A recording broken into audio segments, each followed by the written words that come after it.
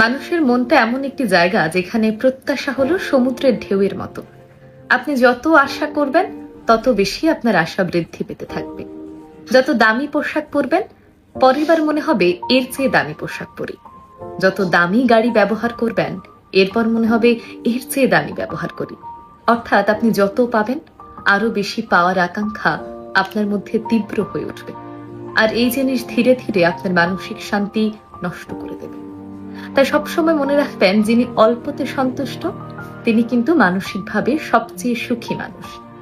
যিনি ঠিক ঘরের বাইরে গেলে ঘাসের উপর শিশির বিন্দু দেখে খুশি হতে পারেন, তার সেই খুশি অনেক সময় দেশ বিদেশের বড় বড় ভ্রমণ করা যায় এমন জায়গায় গিয়েও অনেকে খুশি হতে পারেন না।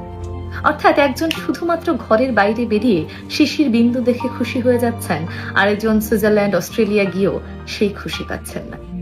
আসলে খুশি বা আনন্দ মানুষের মনের ভেতর থাকে, এটা কখনো বাহ্যিক না।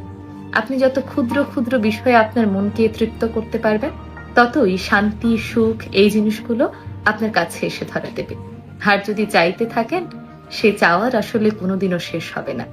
চাইলে তো পুরো পৃথিবীও চাওয়া যেতেই পারে, কিন্তু সেই জিনিস আপনার মনে অশান্তি ছাড়া আর কিছুই এনে দেবে না।